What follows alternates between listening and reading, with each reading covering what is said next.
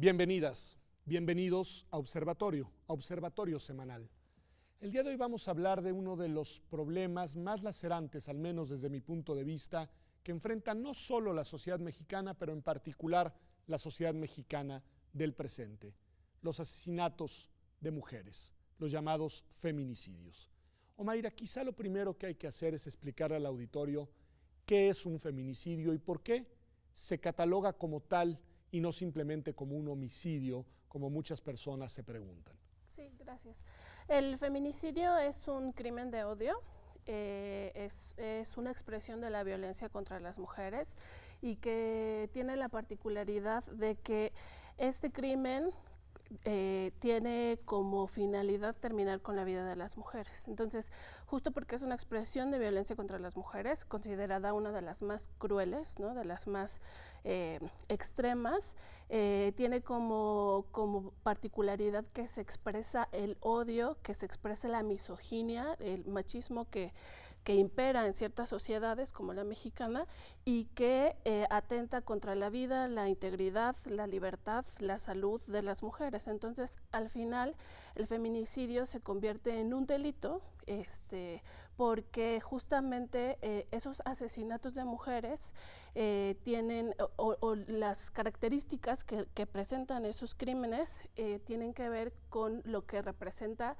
el ser mujer en esta sociedad, ¿no? O sea, todo aquello que represente lo femenino o los cuerpos feminizados son motivo de odio, se dirige hacia ellas esa violencia, hacia esos cuerpos, y entonces las personas que incurren en este tipo de conductas, en este tipo de crímenes, pues ponen en riesgo la integridad, acaban con la vida de las mujeres de manera violenta y finalmente esos cuerpos presentan ciertas características, ¿no? O sea, o las sobrevivientes de esos crímenes externan haber vivido ciertas conductas de violencia muy particulares, ¿no? O sea, como la violencia sexual, lacerar sus cuerpos, por ejemplo, ¿no?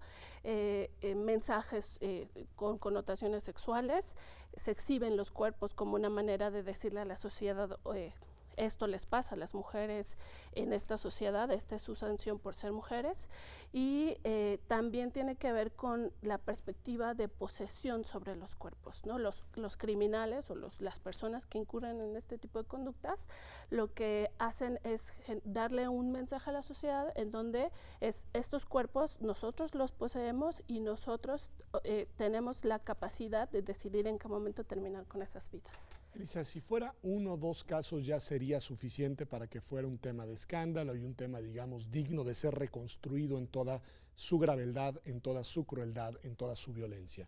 Pero lamentablemente no es así. Esto que nos describe Omaira tiene, como ella misma ya traza, un contexto muy amplio, muy difundido, no sé si me atrevo a decir generalizado. Ayúdanos a entender un poco cuál es, digamos, para que el auditorio tenga claro la magnitud del tema del que estamos hablando en el México actual.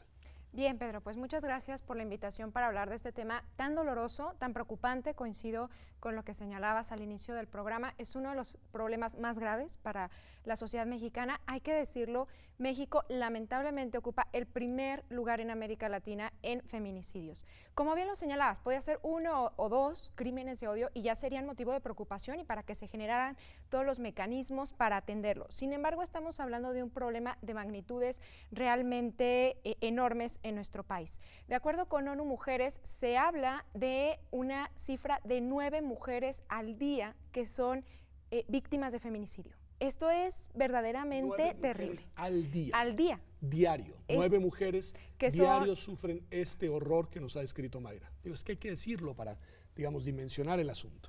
Entonces, frente a esa cifra que es verdaderamente alarmante, porque además, como bien señalaba Mayra, es un crimen de odio.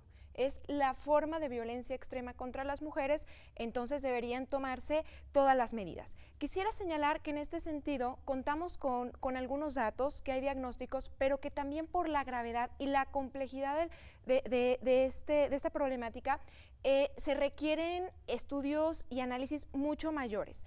Uno de estos diagnósticos es la violencia feminicida en México, aproximaciones y tendencias de 1985 a 2016. Este diagnóstico es un esfuerzo que hicieron ONU Mujeres, el Instituto Nacional de las Mujeres y la Comisión Nacional para Prevenir la Violencia contra las Mujeres. Ahí tenemos un mapeo, tenemos cifras sobre el feminicidio en México, pero inclusive quisiera señalar que por la falta de una información precisa frente a esta problemática tan compleja, dentro del estudio se señala que no se pueden, los números exactos no son sobre feminicidios, sino sobre defunciones femeninas con presunción de homicidio. Y aquí quiero poner el dedo en la llaga, quizá es en la falta de una investigación adecuada, diligente, que nos diga en qué casos estamos frente a feminicidios. Y en cuanto a las cifras, en 2007, 1089 defunciones femeninas con presunción de 2007 de homicidio. Okay. 1089 hay y de esta manera ha aumentado de manera constante, de tal manera que 2016, que es la fecha que mide este estudio, la última, son 2.746. Entonces ha ido aumentando de manera gradual, pero también en este estudio se señala que presentan características distintas al aumento de homicidios en hombres.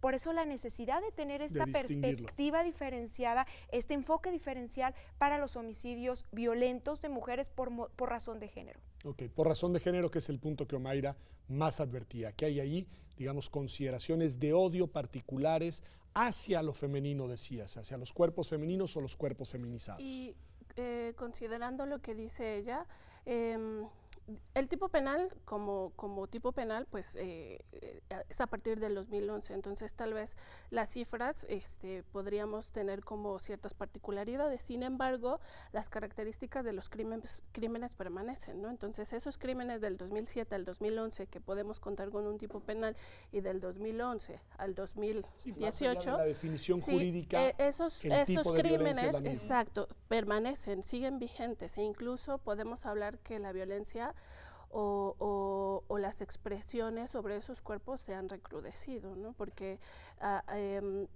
digamos que el tipo penal contempla ciertas hipótesis que fueron pensadas con base en justo estos estudios que nos dicen los crímenes contra mujeres, los feminicidios presentan estas características que son las expresiones de odio, y entonces se transforman en hipótesis en el tipo penal y encontramos esas expresiones de odio en los cuerpos, en las víctimas. Pero en este sentido quisiera también señalar que no obstante que no estuviera el tipo penal, o que ahora ya tengamos el tipo penal de feminicidio, hay un problema y que se señala en esta investigación, y es que no se cuentan con una investigación seria y suficiente que nos diga si fue un feminicidio o no. Entonces, independientemente de tener la aprobación del tipo penal de feminicidio, que es un avance importante, hay que decirlo, en lo legislativo se ha dado el paso, pero lo otro es que se hagan investigaciones serias, diligentes, imparciales y con perspectiva de género que nos permita señalar si este homicidio, esta muerte violenta de una mujer fue por motivos de género. Entonces, a pesar de tener ya el tipo penal, algo que señala este estudio y que me parece muy importante poner sobre la mesa es que falta una investigación en la mayoría de los casos que nos permita determinar si fue un feminicidio o no, y en este contexto también señalar un avance muy importante, y es el amparo 553-2014, la primera sala.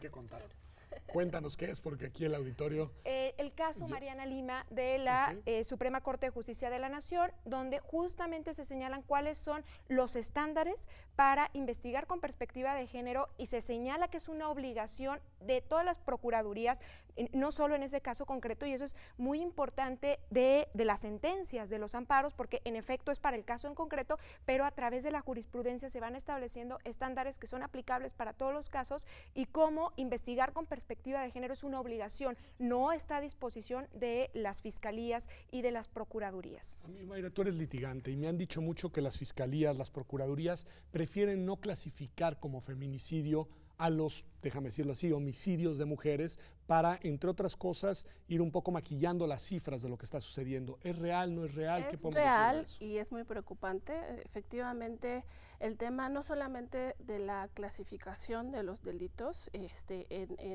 a la hora en la que se abren las carpetas de investigación, sino la metodología que se utiliza para investigar esos crímenes, ¿no? Contamos con un protocolo de investigación especializado en materia de feminicidio. Sin embargo, no solamente no se se aplica, sino que en los casos, o sea, se tiene claridad de qué casos debieron haber sido iniciados como feminicidios, debieron haber sido investigados, juzgados y sancionados como feminicidios. Sin embargo, no sucede así. Las víctimas y quienes acompañamos a las víctimas nos enfrentamos todos los días a estarnos peleando, ¿verdad?, con las autoridades para estarles recordando cuál es su responsabilidad sobre el tratamiento de esos casos, sobre el tratamiento de esos crímenes. Entonces, por ejemplo, el tipo penal nos dice que un feminicidio se tendría que tratar así cuando el cuerpo de una mujer se ha exhibido, por ejemplo, ¿no?, que es una de las hipótesis contempladas en el tipo penal de la Ciudad de México.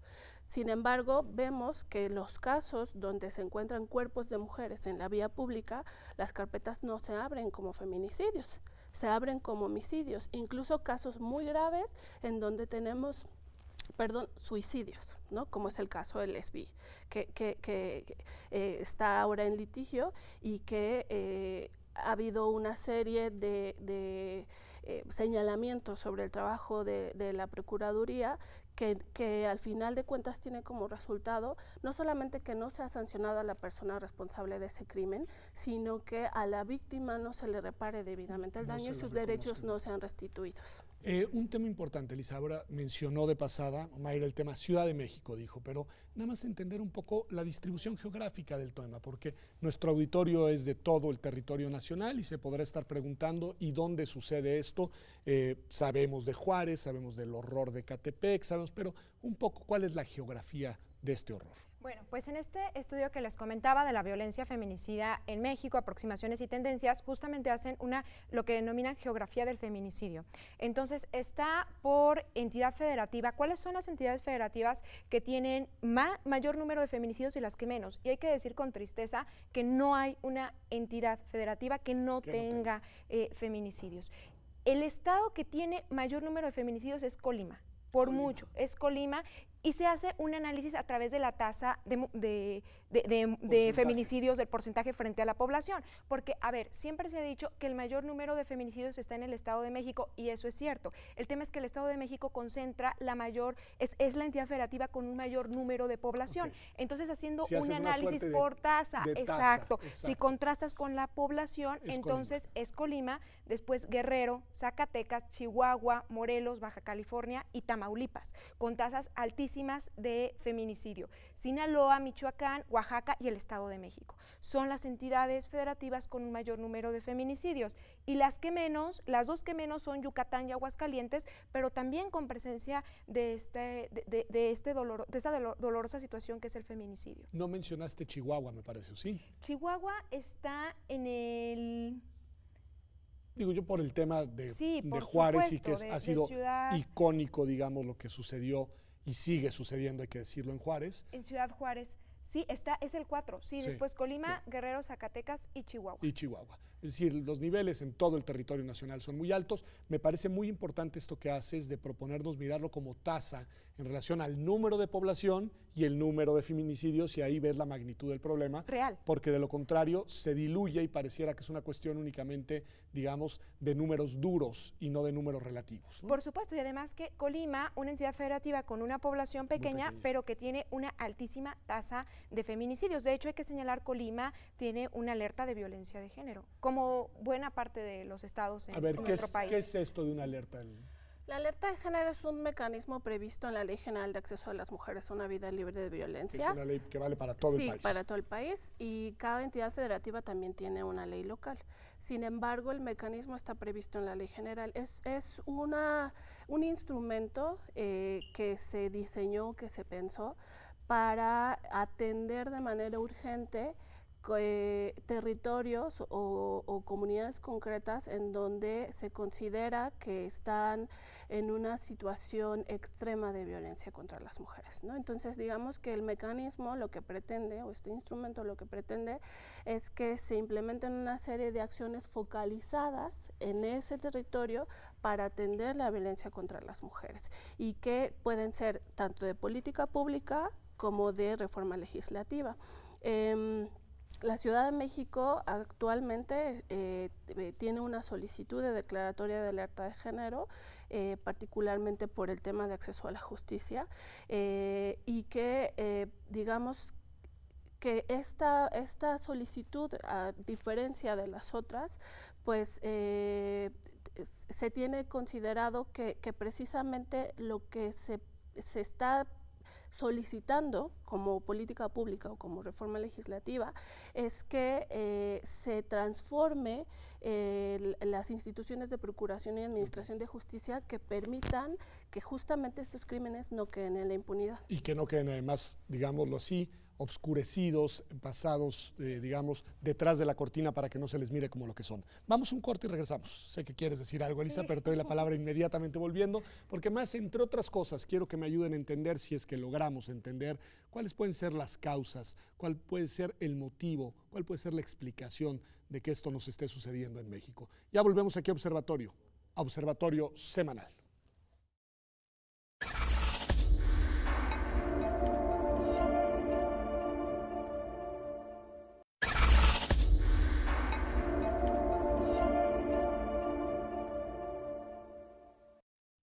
Ya estamos de vuelta aquí en Observatorio Semanal y estamos hablando de este tema terrible, de este tema que nos debe de doler y preocupar a todos y a todas, los feminicidios en México.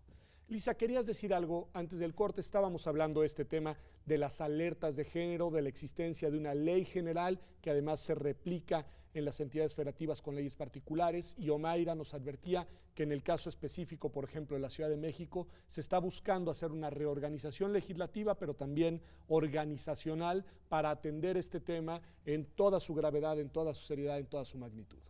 Bueno, algo que me parece importante destacar respecto a las alertas de violencia de género es que es un mecanismo importante que se contempla en la Ley General de Acceso de las Mujeres a una Vida Libre de Violencia, pero que nos pone de relieve la situación estructural y grave de la violencia contra las mujeres, en que este mecanismo, que es concebido para que sea justo una alerta, que sea algo excepcional en alguna entidad federativa o en algunos municipios, tenemos que en buena parte de las entidades federativas de nuestro país se ha declarado una alerta de violencia de género. Entonces, ¿de esto de qué nos habla? De un problema estructural, de un problema que debe ser analizado y revisado desde sus causas, que en gran sentido es la violencia machista y una cultura patriarcal la que genera esta situación. Ya nos llevó a ese terreno, que es al que yo quería también llegar. Pero nos dice violencia machista, cultura patriarcal, como parte de las causas. A ver, ayúdenme a desentrañar. Lo hemos hablado en este programa en varias ocasiones, pero tengo la impresión de que es de estos temas frente a los cuales hay una enorme resistencia para entender qué quiere decir, es decir, cuál es la magnitud del tema, por qué es un problema y por qué esto es de alguna manera la causa de fondo que permite que este tipo de violencia se exprese. ¿No, Mayra? Sí, este sistema está conformado desde esta perspectiva que nos comenta, desde esta perspectiva patriarcal, porque se tiene considerado que el uso del poder, ¿no? El ejercicio del poder está visto desde una perspectiva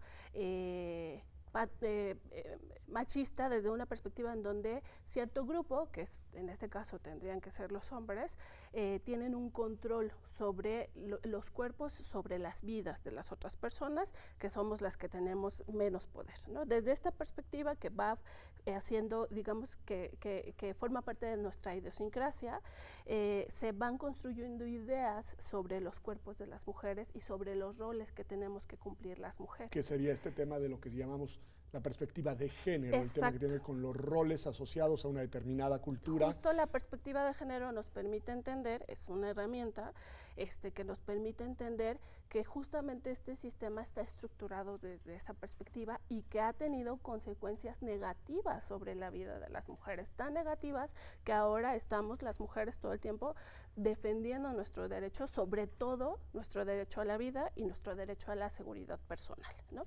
Entonces, desde esta perspectiva, se construyó un tipo penal, se construyó un protocolo de feminicidio para investigar justamente estos crímenes con estas características, y el tema es que justamente el mecanismo de la alerta de género, que es previsto como un mecanismo excepcional, se ha generalizado como una necesidad imperante porque esta estructura en la que está cimentada nuestra cultura mexicana, y no es la única, ¿no? Pero hablando de este caso particular, no ha permitido erradicar esta expresión de la violencia. A ver, vamos a suponer que yo soy alguien del auditorio y dice, no me basta. No me basta con esa explicación porque los roles y los patrones a los que se nos ha educado, pues sí tendrán que ver con ciertos estereotipos y con la reproducción de ciertos patrones culturales, y sí pretenden imponer a las mujeres roles subsidiarios en las dinámicas domésticas y en las dinámicas públicas, etcétera, pero de ahí al asesinato hay un salto. ¿Qué decir? ¿Cómo explicar eso? Bueno, señalar que sí es un problema cultural y llevarlo ahí. Creo que es también importante señalar que no es un problema, por lo menos la violencia machista, la cultura patriarcal, que sea de hombres contra las mujeres, sino que es un problema cultural, estructural, que tenemos que modificar. ¿Por qué? Porque justamente está el tema de los prejuicios, roles y estereotipos, que qué es lo que llevan en sí una mirada de lo femenino como menos valioso, de las mujeres como menos importantes, de las mujeres que inclusive su cuerpo y su vida le pertenecen a los hombres. Entonces ahí tenemos el salto respecto a cómo se considera y se toma la vida de las mujeres, y una cultura que ha considerado lo masculino como lo más valioso. Entonces, tomar desde ahí, señalar que es un problema cultural. ¿Y cómo damos el salto a feminicidio? Bueno, señalar primero que los feminicidios, hay estudios que lo demuestran, en raras ocasiones es de un día para otro, por lo menos los que son al interior de los hogares por parte de parejas o exparejas o algún familiar. Se da con una violencia, y esta violencia que inicia justamente en considerar que las mujeres somos menos valiosas, en considerar que la vida y el cuerpo de las mujeres puede ser tomado, es el que lleva hasta los feminicidios. Sí señalar que los feminicidios en México son la punta del iceberg. El problema está en esta estructura violenta, machista hacia nosotras. Entonces, es imperante manifestaciones, expresiones de violencia que en el extremo se traduce en el extremo llega al feminicidio. Quisiera retomar este diagnóstico porque en México también está ocurriendo un fenómeno. En la mayoría de los países, la mayor parte de los feminicidios se da al interior de los hogares. En México está aumentando el número de feminicidios que no se da en los hogares, sino que tenemos una desaparición, que esa es una también de las modalidades lamentables de los feminicidios, y que tenemos después lo que ocurre en la vía pública. Entonces tenemos en este sentido que analizar y que repensar, porque si bien el fenómeno es que en la mayoría de los casos, y también en México, no estoy diciendo que en México no sea así, pero un lugar que debería ser seguro para nosotras, que son los hogares, no lo es.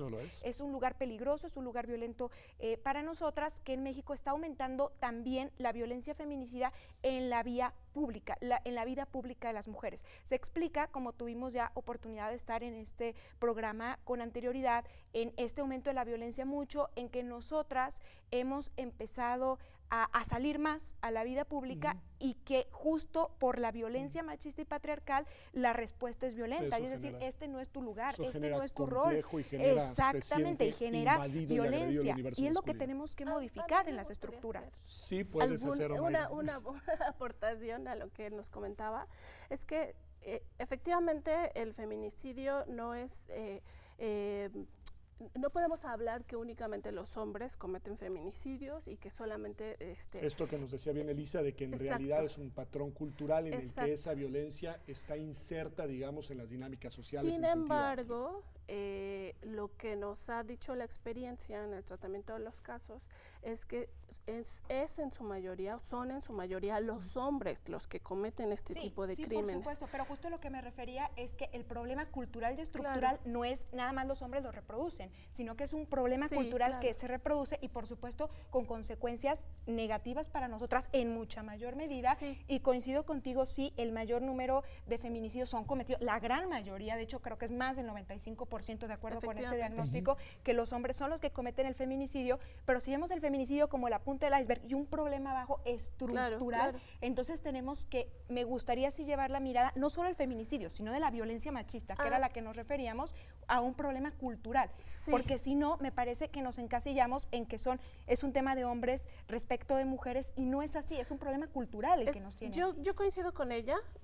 lo que yo quisiera como dejar claridad es que tiene que ver con el ejercicio del poder masculinizado, o sea, porque si bien las mujeres podemos podemos incurrir en violencia machista, que una de las expresiones es el feminicidio, sí, esta perspectiva sobre el uso y abuso de los cuerpos feminizados es como lo que tiene la clave sobre este ejercicio del poder. Me permiten que quizá no hay contradicción, no es que quiera, a mí me gusta que la haya, pero no la hay en este caso. O sea, yo creo que tiene mucho sentido esto de la descripción de un patrón cultural que no está necesariamente, digamos, reservado a los hombres, pero esta expresión de violencia en particular sí es, digamos, expresión de poder masculino sobre cuerpos femeninos o feminizados. Es decir, es una de las expresiones de este sustrato cultural que es más amplio, si entiendo bien el asunto. Pero aún así, una vuelta de tuerca, porque vamos a suponer que estoy allá en casa y digo, pero es que no me basta para entender Ecatepec, no me basta para entender Juárez, no me basta para entender muchos otros lugares, no quiero encasillar ahí, pero no me basta para entender por qué hay este patrón que se repite con esos números en los cuales, en este caso, en su mayoría hombres, salen, ya no solo en los hogares, salen a la calle a buscar mujeres para violarlas y matarlas. Necesito algo más, Elisa. Bueno, ahí quisiera señalar, además del tema contextual al que ya nos hemos referido, esta violencia machista y patriarcal, hay una clave que es la impunidad. La impunidad, que es la que permite que tengamos estas cifras espantosas, estas cifras de horror que enfrentamos las mujeres día a día. Es la falta de consecuencia frente a estas agresiones, porque en el caso Campo Algodonero, la Corte Interamericana de Derechos Humanos señala un tema muy importante. Cuando hay impunidad se manda el mensaje de que es tolerado, que puede ser, inclusive, qué terrible, que puede ser aceptado como parte del diario vivir, y no nos lo podemos permitir en materia de violencia contra las mujeres. A ver, pero entonces una pregunta que te la hago a ti, Mayra. Quizá esta impunidad también es expresión de la misma cultura de violencia de género. Sí, porque las estructuras que se supone tendrían que estar, que están diseñadas para la Procuración y Administración de Justicia, están diseñadas desde esta lógica del uso y del abuso del poder patriarcal. Entonces, al final de cuentas, se generan una serie de lazos invisibles, ¿no?, de conexiones invisibles que permiten que ese poder se mantenga vigente y se protege desde esta perspectiva. Entonces, la impunidad no solamente tiene que ver como con una crisis de justiciabilidad que existe en el país, una crisis de derechos humanos, sino de manera particular todos los crímenes contra mujeres, no solamente el feminicidio. Podemos hablar que nos enfrentamos a esta problemática, a este obstáculo de acceder a la justicia, porque se tiene una idea del papel que tendríamos que estar jugando las mujeres. Y como las mujeres, como lo decía Elisa, hemos cada vez obtenido mayor espacio público, hemos cada vez ganado más derechos, más libertades, más poder de decisión sobre nuestros cuerpos, y entonces esta perspectiva del uso del poder nos sanciona socialmente y nos sanciona sobre incluso nuestras domésticamente, vidas, sobre ¿no? nuestras Esta vidas, cosa del macho que se siente agredido en su virilidad por el éxito y por el empoderamiento de las mujeres que viven en su entorno, ¿no? Sí, coincido, Pedro, con lo que señalabas, que este problema de impunidad también se relaciona con una mirada patriarcal del derecho, porque hay que señalarlo, en que los casos de feminicidio en Ciudad Juárez, de acuerdo con este informe que hizo la Comisión Interamericana de Derechos Humanos en su momento, eran los que tenían una mayor tasa de impunidad. En un contexto de muchísima impunidad en nuestro país, lamentablemente, los casos de violencia contra las mujeres tienen todavía cifras mayores de impunidad. Dentro de la impunidad. Entonces, son los más impunes. Son los más impunes. ¿Por qué? Porque se ve como no importante. Incluso, se ve la vida de las mujeres como no es un tema de agenda. Exactamente. Como desechables. Sí. Incluso estos crímenes que nosotras podemos catalogar como crímenes de género, que son la violación, el abuso sexual, bueno, todos los crímenes de corte sexual, ¿no? La trata, el feminicidio, todos esos crímenes en donde en su mayoría son las mujeres o niños o niñas desde esta perspectiva, ¿no? Sin poder, desde este análisis que hacemos de la cultura patriarcal, son en su mayoría las víctimas. Entonces, todos esos crímenes incluso son considerados como de realización oculta.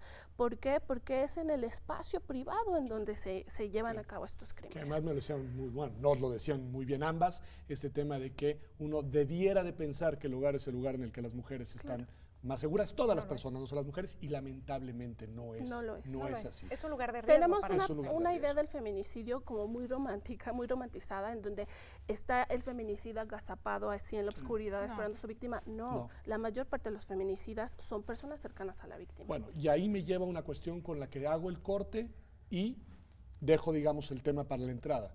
El tema del feminicidio es un tema en verdad que nos debería de importar y nos debería de preocupar a todas y a todos, lo he dicho, todos los cortes, porque podría ser usted, podría ser su hija, podría ser su hermana, podría ser su esposa, podría ser su madre, y lo peor de todo, si usted es hombre, el feminicida, podría ser también usted.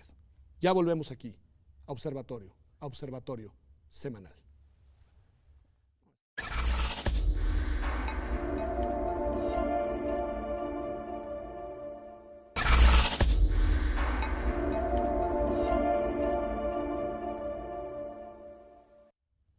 Ya estamos de vuelta aquí en Observatorio Semanal, y estamos hablando del fenómeno de los feminicidios en México, de su incidencia, de su tasa creciente a lo largo del tiempo, de su dispersión geográfica a lo largo y ancho del todo el territorio nacional, y también de la proximidad que me parece a mí, y es lo que les pregunto a ustedes, así cerré el bloque anterior, deberíamos de tener con el fenómeno. Porque frente a este tipo de temas, las personas solemos voltear hacia otro lado o solemos pensar que nos es en todos los sentidos ajeno. Y en realidad no nos lo es. No nos lo es ya desde el punto de vista de que formamos parte de una misma sociedad y que deberíamos de ser empáticos, digamos, con nuestra colectividad en sentido amplio, incluso con aquellas personas que uno no conoce en la cotidianidad, pero también en la proximidad de lo inmediato. Las violencias de género están presentes en nuestra convivencia de muchas maneras ordinaria. Y el feminicidio es su máxima expresión, pero es una expresión que podría tocarnos de cerca en cualquier momento o que incluso podría, digo yo, involucrarnos de alguna manera. ¿Qué piensan de eso, Elisa? Bien, bueno, en este punto lo primero que quisiera señalar es que hay que dejar atrás las miradas respecto a que los problemas de los feminicidios en México son por asesinos seriales o todo este tema periodístico que hubo en torno a Ecatepec, fue la manera en que se refirieron a esta persona en los periódicos, el monstruo de Ecatepec. Es que los feminicidios en México tenemos que dejar de ver que es el monstruo de Ecatepec. Los feminicidios en México es un problema estructural generado por la impunidad. ¿Cómo esta persona llegó a cometer ese número de feminicidios tan alto? Bueno, pues porque no hubo una investigación seria desde el primer feminicidio. Entonces creo que sí tenemos que dar una mirada distinta y coincido contigo, es un tema que nos preocupa a todas y todos o que nos debería preocupar a todas y todos, más cuando tenemos que México es el país en América Latina con un mayor número de feminicidios. Necesariamente nos tiene que tocar y necesariamente tenemos que hacer cambios estructurales porque, insisto, el feminicidio es solo la punta del iceberg. Tenemos que modificar estructuras patriarcales y machistas, si no, no va a haber manera en que podamos salir de esta situación tan lamentable. Omaira, ¿qué quieres decir al respecto? Sí, justo abonando un poco a lo que comentaba Elisa, es necesario que cambiemos esta perspectiva sobre el feminicidio como sociedad, porque justamente la manera en la que se popularizan los crímenes, ¿no? O sea, como el tratamiento que se le da en los medios de comunicación a los crímenes va generando una idea sobre que los feminicidas están ocultos, que son personas ajenas a las víctimas, y no, incluso bajo bajo esta perspectiva, el monstruo de Ecatepec, el monstruo de Iztapalapa y todos los monstruos que podemos encontrar en los medios de comunicación son personas cercanas a la víctima, ¿no? Que tienen una relación directa de confianza. La relación de confianza es clave para entender el feminicidio. Hay un abuso de esa relación de confianza y hay un abuso del ejercicio del poder que da esa relación de confianza. Incluso, si me permiten, yo recuerdo en el caso de Juárez, que ya lo mencionaban la sentencia de Campo Algodonero, la necesidad periodística y casi yo diría social de encontrar al monstruo que cometía eso, claro, o a los monstruos. Y lo que la Corte Interamericana nos vino a decir es que el monstruo está en nosotros, que es un monstruo cultural y que no era un monstruo, sino que era un fenómeno con una tendencia, digamos, amplia. Y el tratamiento que se le da a esos casos lo que hace es dosificarle a la sociedad, a la ciudadanía, este deseo de encontrar a un responsable de esos crímenes, ¿no? Si tenemos estos casos de mujeres que primero son encontradas en calidad de desconocidas y después si bien nos va, ¿no? Son regresadas a sus familias, ¿no? Son identificadas. La sociedad tiene una necesidad de ponerle un rostro a esos criminales. Sí, sí. Y ese de rostro, pensar que es ese alguien rostro que no es está como uno. cercano. O sea, es alguien que puede estar todos los días yendo al mercado, a la clínica, al parque a hacer ejercicio, y que está cercano no solamente a nosotras, como sociedad, como grupo poblacional, a las mujeres, sino que está cercano a esas mujeres que están en riesgo o que fueron víctimas de feminicidio. Hay un fenómeno que escucho mucho ahora que escuchaba a Mayra, que se dice la victimización, la revictimización de la víctima. ¿Qué es eso, Elisa? Bueno, la revictimización se refiere a las mujeres han sido víctimas, en este caso estamos hablando de violencia feminicida, pero podríamos hablar de violencia física, psicológica, sexual, ya han sido víctimas de esta violencia y acuden al Estado, acuden ante la instancia que debería garantizar sus derechos, que debería protegerla y obtienen respuestas de tipo, pensemos en un caso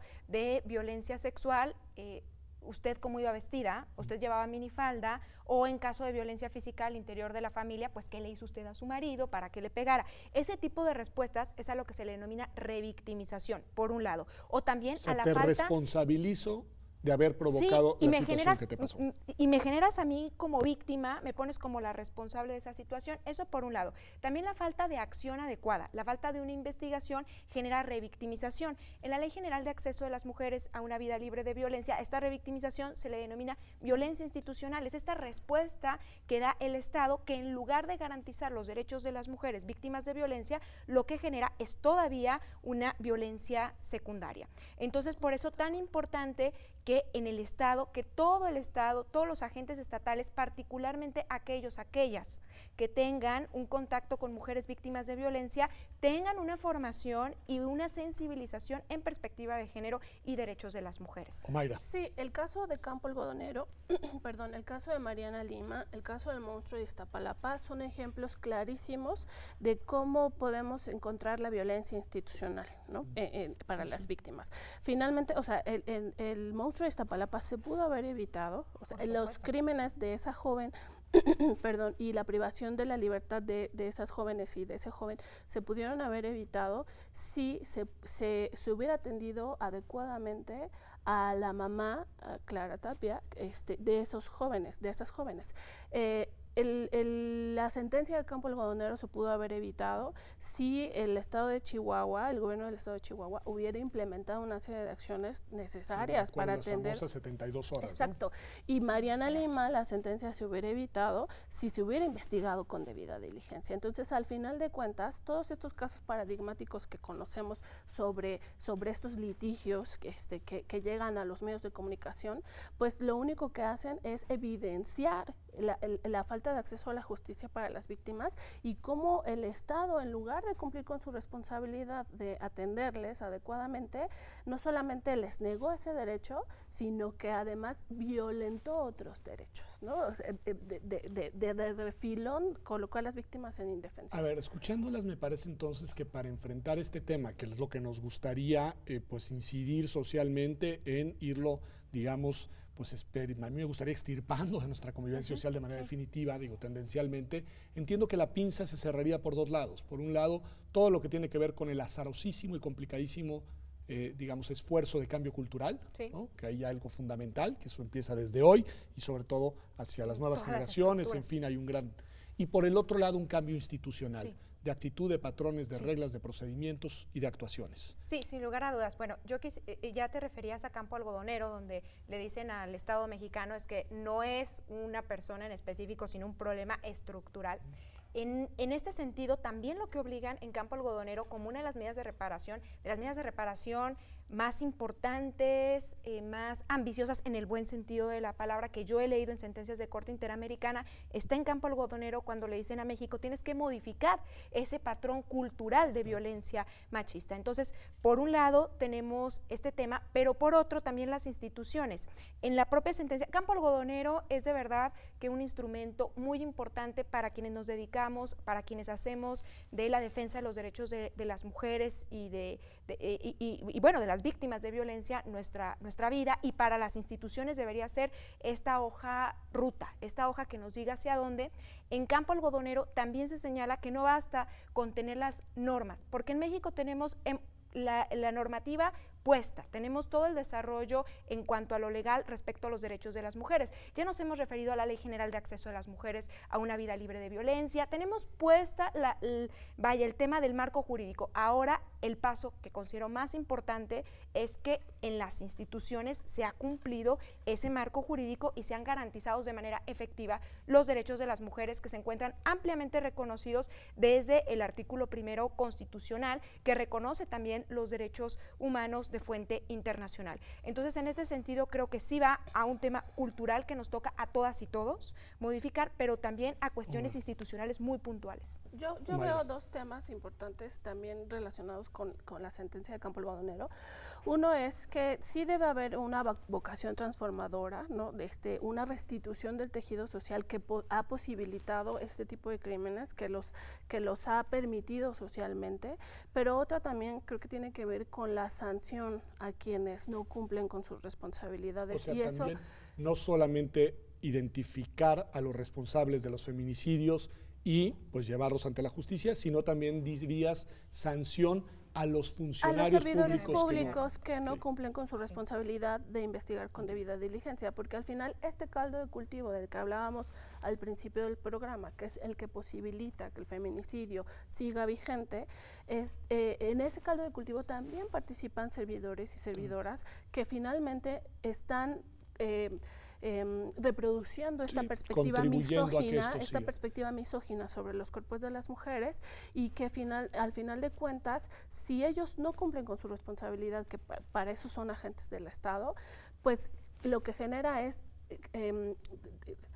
mandar un mensaje en donde si el Estado no cumple con esa responsabilidad, pues la sociedad, ¿por qué tendría que hacerlo, verdad? Una última pregunta, porque se nos acabó el tiempo y no sé si tienen respuesta. ¿Hay algunas entidades federativas que estén haciendo los mejores esfuerzos en esta materia? ¿Podrían identificar, decir, aquí hay un esfuerzo de buenas prácticas, aquí se lo están tomando en serio, o seguimos, digamos, en una situación generalizada de indolencia institucional frente a este asunto? Bueno, respecto a este aspecto, a mí me parece que una buena práctica son los protocolos para investigar en esta materia muy concreta el feminicidio. Quisiera señalar en el caso Mariana Lima, este amparo en revisión 554-2013 de la primera sala. Cuando sucede el feminicidio, que hoy sabemos que es feminicidio, de Mariana Lima, por una investigación que se hace porque la Suprema Corte obliga a la Procuraduría a que haga esta investigación, cuando sucede este caso, la Procuraduría General del Estado de México tenía un protocolo para investigar feminicidios que nunca se usó, que estaba en el cajón. Entonces, me parece que sí hay que señalar que ha habido un avance en cuanto a las normas, en cuanto a los protocolos, que son buenas prácticas, pero que se tienen que implementar, que se tienen que llevar a la práctica.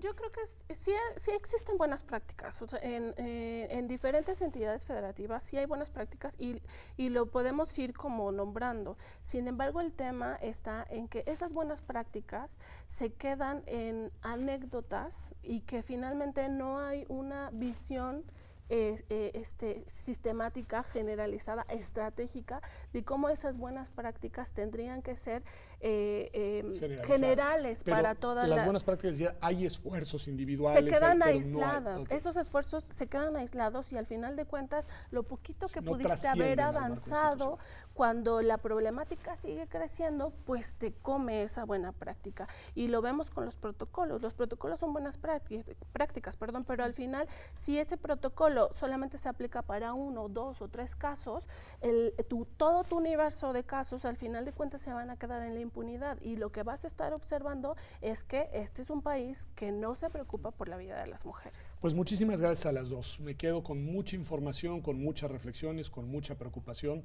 y con esa cifra de 9 mujeres todos los días son víctimas de feminicidio en este país. Eso está sucediendo el día de hoy, y si no hacemos algo sucederá mañana, y sucederá el martes, y el miércoles, y el jueves, y el viernes, y el sábado, y el domingo, que nos volvamos a ver aquí, en Observatorio Semanal, como todas las semanas, en TV UNAM.